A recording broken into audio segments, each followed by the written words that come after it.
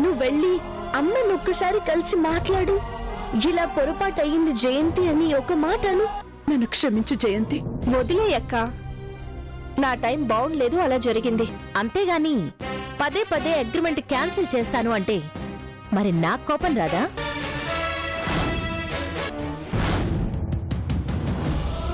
భార్గవికి support చేసే వాళ్ళన్నా, తనతో కలిసుండే మా డాడీ లాంటి వాళ్ళన్నా నాకు చాలా అసహ్యం.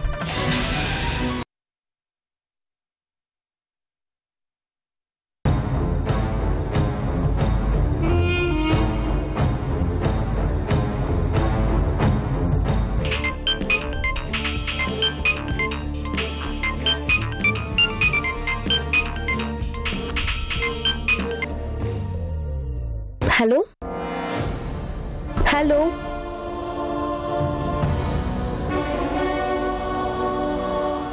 హలో హలో, ఎవరు మాట్లాడేది?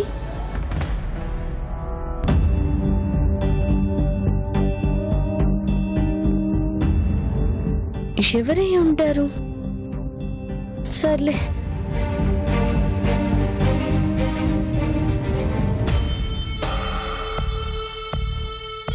రాజాతో మాట్లాడదామంటే చందు తీసిందంటే రాజా నిద్రపోతున్నాడా?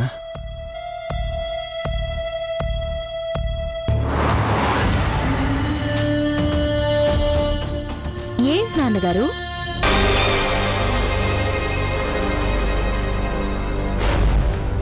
నిద్రపోకుండా ఏం ఆలోచిస్తున్నారు?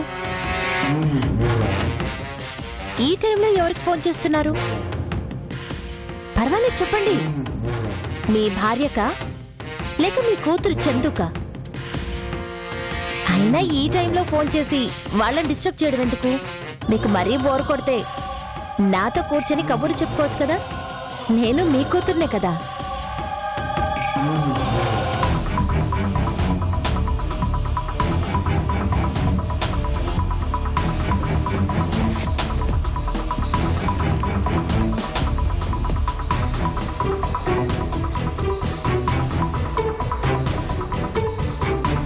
చెప్పండి.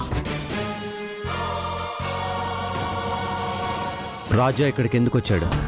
కబుర్లు చెప్పమన్నాను గాని మిమ్మల్ని ప్రశ్నలు వేయమని చెప్పలేదు. నేను అడిగిన దానికి సమాధానం చెప్పు. అసలు ఎందుకు రాజా ఇక్కడికి వచ్చాడు? నా కోసం. నీకోసం ఎందుకు రావాలి? అసలు నీతో రాజాకేం పని? ఏం పనేంటి? రాజాకి నేను మరదల్ని కదా. రాజా నాకు బావ కదా. బావా మరదళ్ల మధ్య ఆ మాత్రం పలకరింపులుండవా నాన్నగారు? భార్గవి, ఎందుకలా అరుస్తారు? అక్కడికి నేనేదో చెయ్యకూడని తప్పు చేస్తున్నట్టు అంత ఫీల్ అవుతారేంటి? భార్గవి, దయచేసి నిజం చెప్పు. అసలేం జరుగుతుంది? చెప్పాను కదా నాన్నగారు, ఏదో ఒక రోజు నీ కూతుర్ని అల్లుణ్ణి విడదీసి వాళ్ల కాపురంలో చిచ్చు పెడతాను అని. దానికి రూట్ క్లియర్ చేస్తున్నాను. భార్గవి, ఏ బాధగా ఉందా? మరి మీ కళ్ళ ముందే మీ కూతుర్ని కొడుతూ ఉంటే కళ్ళు అప్పగించుకొని చూశారు గాని పెళ్ళాన్ని ఒక్క మాట అనలేదు. గుర్తుందా?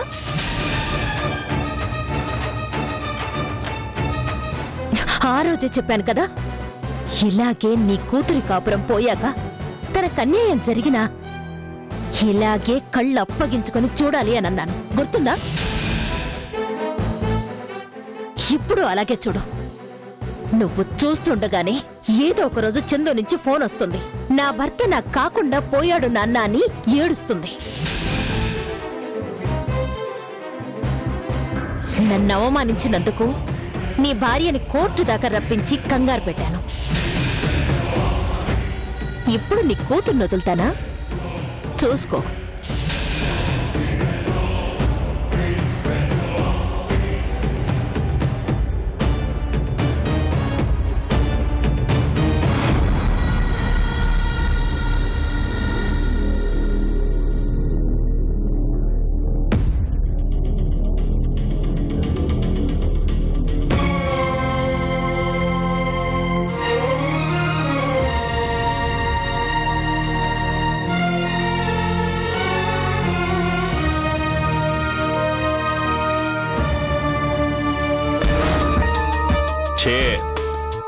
No chairs.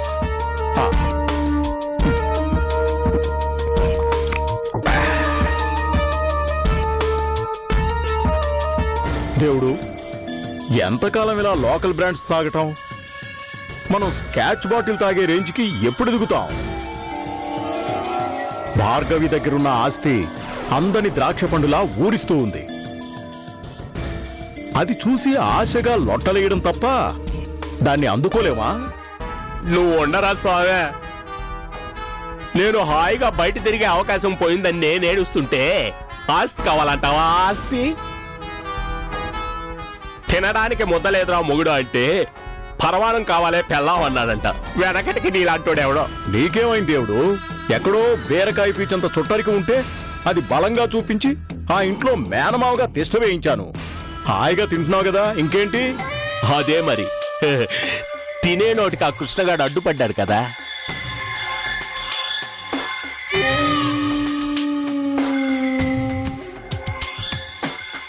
ఆ భార్గవి తిక్కమొహం అనుకున్నాను కానీ చాలా తెలివి కలదు మహేంద్ర. ఎంత జాగ్రత్తగా నన్ను కొట్టిపడేసింది చూడు. ఆ కృష్ణగాడిని తీసుకొచ్చి కంపెనీలో పెద్ద హోదాలో కూర్చోబెట్టింది. వాడేమో నన్ను ఒక్క రూపాయి కూడా తిండివ్వట్లేదు.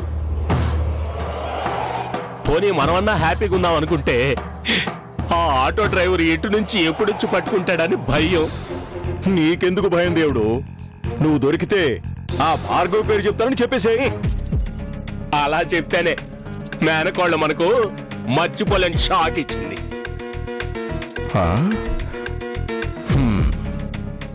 నా పేరు బయట పెడితే నీకు పుట్టగతులుండవని భయపెట్టింది తెలుసా? ఎస్ఐకి 1 లక్ష ఎక్కువ ఇచ్చి నా జీవితం నాశనం చేస్తానని భయపెట్టింది మహేంద్ర. అవునా? అవునా ఏంటి? ఆ భార్గవి అనుకున్నది చేసినా చేస్తుంది కూడా. ఇదేంటి దేవుడు? ఆ భార్గవి వెనకాల ఎవ్వరూ లేరు. చిన్నగా కాకా పడితే కోట్లు నొక్కేయచ్చని నేననుకుంటే ఇలా షాకుల మీద షాకులు ఇస్తోంది. అది అమాయకురాలు కాదు మహేంద్ర, పాము. మనం బురద పాము అనుకున్నాం, కాదు. పడగ విప్పిన కోడె నాగు. దాని మీద మరో నిలబడ్డావు. కదిలినా కాటే, నిలబడ్డా కాటే.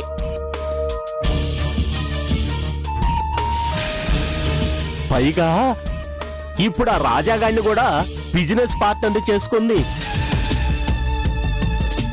ఒక్క మొగుడుతోనే కాపురం కష్టమని నేను కంగారు పడుతుంటే నా నెత్తిన మరో మొగుడిని తెచ్చిపెట్టింది.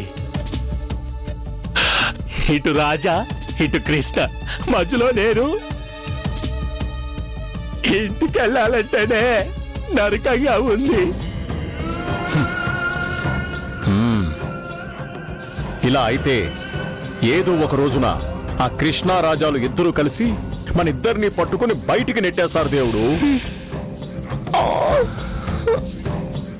ఈ లోపలే మనం దొరికినంత దోచుకోవాలి. ఏంటి దోచుకునేది? ముందు చూస్తే నుయ్యి, వెనక చూస్తే గొయ్యి. వర్కౌట్ అయ్యేలా లేదు. ఏదో ఒకటి టక్కుటమారం ఆలోచించాలి. ఆలోచిస్తా.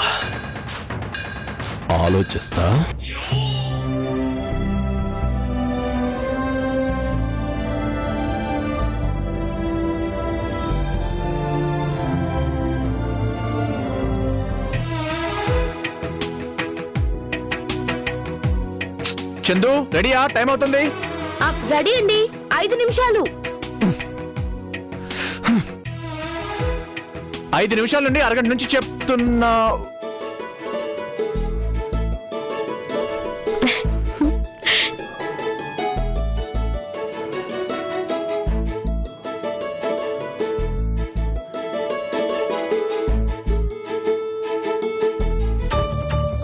ఏంటిది కొత్త పెళ్లి కూతురులా తయారయ్యాం? మనం వెళ్తుంది హాస్పిటల్కి, షికార్కి కాదు. ఏ షికార్కి వెళ్ళకూడదని రూల్ ఏమైనా ఉందా? షికార్కా? ఎక్కడికి? హాస్పిటల్లో చూపించుకున్నాక అట్నుంచి ఏదైనా పిక్నిక్ స్పాట్ కు వెళ్దామండి. అట్నుంచి సినిమాకి వెళ్ళి అలా తిరిగి రాత్రి లేట్ గా ఇంటికి వచ్చేద్దాం, సరేనా? ఏంటి మేడం గారు మంచి జాలీ మూడ్ లో ఉన్నట్టున్నారు?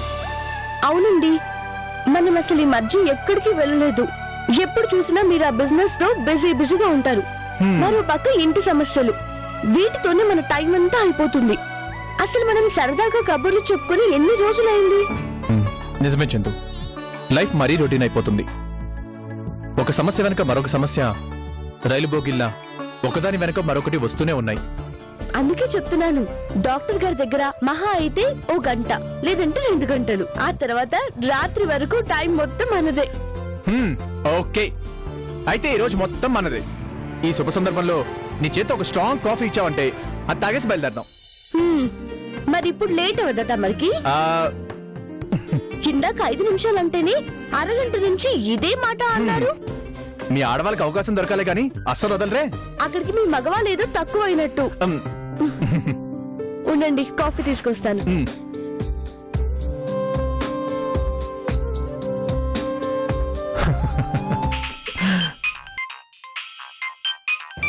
ఏంటి ఇప్పుడు కాల్ చేస్తుంది?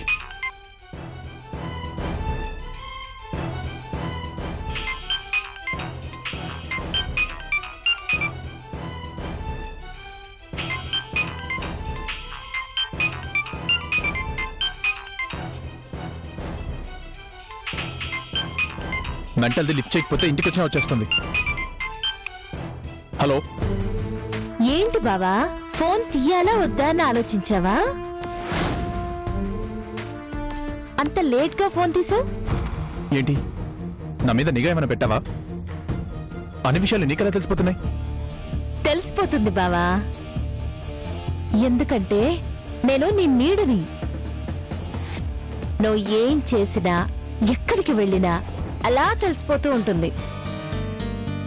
ముందు విషయం చెప్పు. చెప్పడానికి ఏముంది, నువ్వు రావాలి, నీతో ఓ విషయం డిస్కస్ చేయాలి. నాకు పనుంది. నాకు నీతోనే పని. ప్లీజ్, చందుని హాస్పిటల్ తీసుకుని వెళ్ళాలి. సరే, గంట టైం ఇస్తున్నాను. అరే, తను బయటికి తీసుకెళ్తానని చెప్తున్నాను కదా. ఓ, అదా మ్యాటర్. మరి చెప్పవేం బావా, నువ్వు అసలు విషయం దాచి హాస్పిటల్ అని అదని ఇదని చెప్తే ఎలా? పెళ్ళాన్ని షికార్కి తీసుకెళ్తున్నావన్నమాట. అయితే అరగంటల్లోపు నువ్వు ఇక్కడికి రావాలి. ప్లీజ్ భార్గవి, ఇది నీకు న్యాయం కాదు. నేను రాక్షసిని బావా, నా దగ్గర న్యాయం అన్యాయం అని చెప్తావేంటి? నేను వింటానా? నువ్వు ఏం చేస్తావో నాకు తెలియదు. 30 నిమిషాల టైం, లేదంటే 31వ నిమిషంలో నేను అక్కడ ఉంటాను. బాయ్. హలో హలో,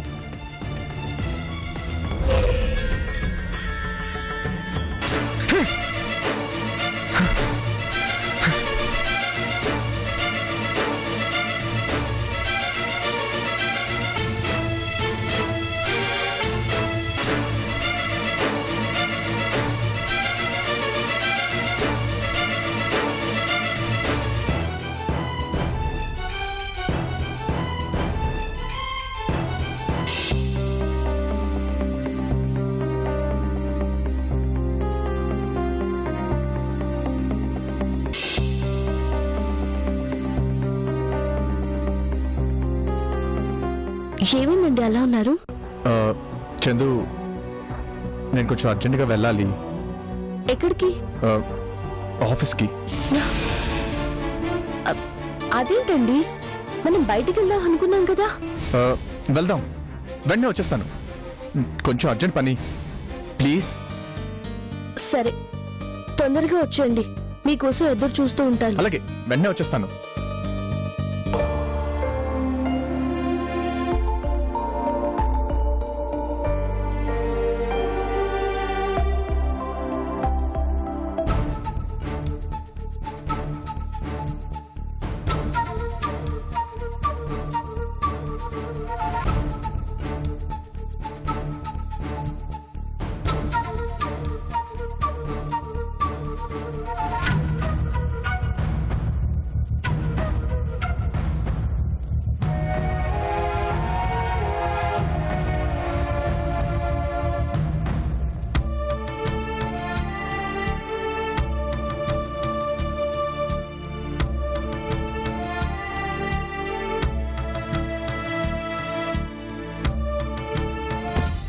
ఏదో ఒక రోజు నీ కూతుర్ని అల్లుణ్ణి విడదీసి వాళ్ళ కాపురంలో చిచ్చు పెడతాను అని దానికి రూట్ క్లియర్ చేస్తున్నాను.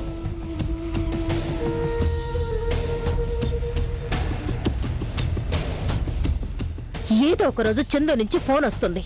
నా భర్త నాకు కాకుండా పోయాడు నాన్న అని ఏడుస్తుంది.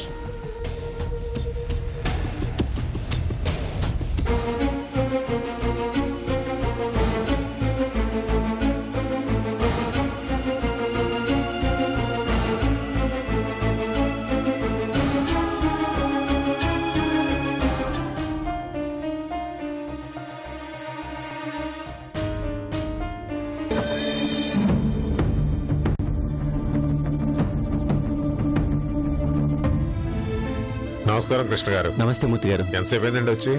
ఇప్పుడే. రాజా ఇంకా రాలేదు.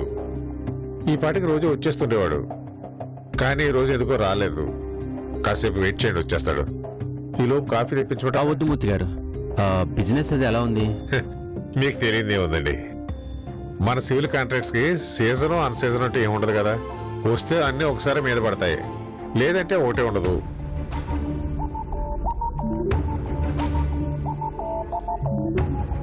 రాజాతో ఏమైనా అర్జెంట్ విషయం మాట్లాడాలండి? అవునండి. మరి ఫోన్ చేయలేకపోయారా? ముందు ఫోన్లో మాట్లాడాలని ట్రై చేశాను, కానీ ఫోన్ లిఫ్ట్ చేయలేదు. అందుకే డైరెక్ట్గా వచ్చాను.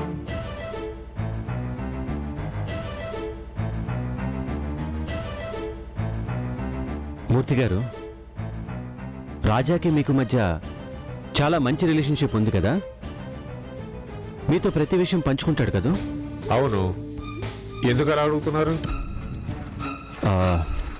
ఏం లేదు, ఈ మధ్య రాజాని చూడకూడని చోట చూశాను. అసలు తను ఎందుకు అక్కడికి వచ్చాడో అర్థం కాలేదు. ఈ విషయం గురించి మీకేమైనా తెలిసామని అడుగుదామని వచ్చాను. చూడకూడని చోట అదెక్కడండి? భార్గవి ఇంట్లో. అసలు రాజాకి అక్కడేం పని? ఎందుకు వచ్చాడు? మిమ్మల్ని కలవడం కోసం వచ్చాడేమో. నా కోసం వచ్చిన మనిషి నన్ను కలవాలి కానీ భార్గవితో మాట్లాడాల్సిన అవసరం ఏముంది?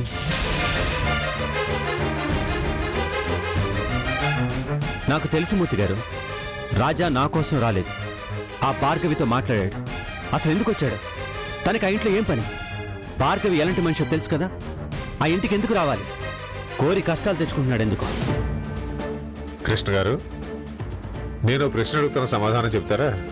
ఏంటండి? భార్గవి గురించి మీకు బాగా తెలుసు కదా, మరి మీరెందుకు ఆ ఇంటికి వెళ్ళారు? ఆ భార్గవి వల్ల అందరికంటే ఎక్కువ అవమానపడింది మీరు. అందరికంటే ఎక్కువ కష్టపెట్టింది కూడా మిమ్మల్ని. మిమ్మల్ని కోర్టుకు లాగా మీ పరువు కూడా తీసింది. అలాంటి వ్యక్తిని తెలిసి మీరెందుకు ఆ ఇంట్లో ఉంటున్నారు? అంటే ఏంటి మూర్తి గారు, రాజాని వెనకేసుకొచ్చి నన్ను ప్రశ్నిస్తున్నారా? మిమ్మల్ని ప్రశ్నించడం కాదండి, అందరి మనసుల్లోనూ ఉన్నమాట అడుగుతున్నాను. నేను వెళ్ళటానికి రాజా వెళ్ళటానికి తేడా ఉందండి. నేను భార్గవికి కన్న తండ్రిని. నాకు చందు విషయంలో ఎంత బాధ్యత ఉందో భార్గవి విషయంలో కూడా అంతే బాధ్యత ఉంది. కారణం ఏదైనా 25 సంవత్సరాలు నేను భార్గవికి దూరం అయ్యాను. తండ్రి ప్రేమను అందించలేకపోయాను. ఇప్పుడు తండ్రిగా నా అవసరం అక్కడ ఉంది, అందుకే వెళ్ళాను. కానీ రాజా ఎందుకు వచ్చాడు? రాజా లైఫ్తో ఆడుకునేందుకు దారులు వెతుకుతుందని నేను ముందే హెచ్చరించి వెళ్ళాను. అలాంటిది తనే ఆంటీకి ఎందుకు వెళ్ళాలి? రాజా కూడా మీలాగే బాధ్యత తెలిసిన మనిషి కృష్ణ గారు. ఏ కారణం లేకుండా వెళ్ళడు. అలా వెళ్ళాడు అంటే దాని వెనకాల ఏదో బలమైన కారణం ఉండే ఉంటుంది. అదే ఆ కారణం ఏంటండి? కారణం ఏదైనా అందరికీ మంచి జరగాలని కోరుకునే మనస్తత్వం రాజాది. మంచి జరగాలని మనం అనుకుంటే సరిపోదండి, ఎదుటి వాళ్ళు కూడా అనుకోవాలి. అలా అనుకుంటేనే ఎవరికైనా మంచి జరుగుతుంది. కానీ ఆ భార్గవి ఎవరినైనా అంతం చేయాలనుకునే మనిషి. తనలో మార్పు కోసం ప్రయత్నిస్తూ నేను ఆ ఇంట్లో ఉన్నాను. కానీ రాజా అక్కడికొచ్చి భార్గవిని కలవడం చూశాక మనసు ఉండబట్టలేక వచ్చాను. అది రాజాకి ఎట్టి పరిస్థితుల్లో మంచిది కాదు అని తనకు అర్థమయ్యేలా మీరే చెప్పండి. వస్తాను.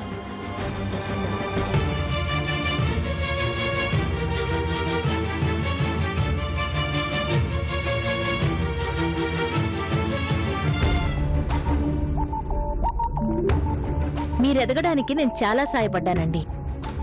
కానీ మీరే నాకే విధంగానూ సాయపడ్డం లేదు. అమ్మ భార్గవి, నేను పైకి ఎదగడం కోసం ఎన్ని తంటాలైనా పడతాను, కానీ ఎదిగాక చేయి అందించిన వాళ్ళని అసలు మర్చిపోనమ్మా. నువ్విచ్చిన సపోర్ట్ ఎలా మర్చిపోతాను చెప్పు? నువ్విచ్చిన పార్టీ ఫండు పార్టీలో నాకే ఇమేజ్ని తెచ్చిపెట్టిందమ్మా. మరైతే నాకు సాయం చేస్తానన్నారు కదా, మరి దాని సంగతి ఏం చేయబోతున్నారు? అక్కడికే వస్తున్నా. గవర్నమెంటు పేదల కోసం 50,000 ఇళ్లు కట్టించడానికి రంగం సిద్ధం చేసింది. నువ్వు వెంటనే ఆ కాంట్రాక్ట్కి అప్లై చేస్తున్నావు. నేను నీకు ఆ కాంట్రాక్ట్ ఇప్పించబోతున్నానమ్మా. నిజంగానా? నిజమమ్మా. అన్ని రంగాల్లో సక్సెస్ సాధించినట్లే ఇదిగో ఈ సివిల్ కాంట్రాక్ట్ రంగంలో కూడా నువ్వే గ్రౌండ్ సక్సెస్ కొట్టాలి. మీలాంటి వాళ్ళ అండదండలు నాకుంటే గ్యారంటీగా సక్సెస్ కొడతాను సార్. నా అండదండలు నీకు తప్పకుండా ఉంటాయమ్మా. నువ్వు లేట్ చేయకుండా వెంటనే ఆఫీస్కి వెళ్ళు. అక్కడ చీఫ్ ఇంజనీర్కి ఫోన్ చేసి నేను మాట్లాడతాను. వెళ్ళి నీ బయోడేటా ఇచ్చి కాంట్రాక్ట్కి కొటేషన్ ఇచ్చేయి. మిగిలినవన్నీ నేను చూసుకుంటానమ్మా. అలాగే sir. Thank you sir. Thank you so much. నీకోసమే ఎదురు చూస్తున్నాను బావా. ఈ ఫోన్ కట్ చేసి నీకే చేయాలనుకున్నాను, ఇంతలో నువ్వే వచ్చేసావు. ఎందుకు రమ్మన్నావో తొందరగా చెప్పు. ఏంటి బావా, ఏదో వెనకాల పడి తరుగుతున్నట్టు అలా కంగారు పడతావేంటి? ముందు కాస్త రిలాక్స్ అవ్వు. నేను రిలాక్స్ అవడానికి రాలేదు. ఎందుకు ఫోన్ చేసావు? బావా, జీవితంలో ఎప్పుడూ ఈ పనుల హడావుడేనా? మనకు నచ్చిన మనుషుల దగ్గర కాస్త రిలాక్స్ అవ్వాలి. నాకంత కావాల్సిన వాళ్ళు ఎవరు లేరు ఇక్కడ. కానీ నాకు మాత్రం నువ్వే బాగా కావాల్సిన వాడివి బావా.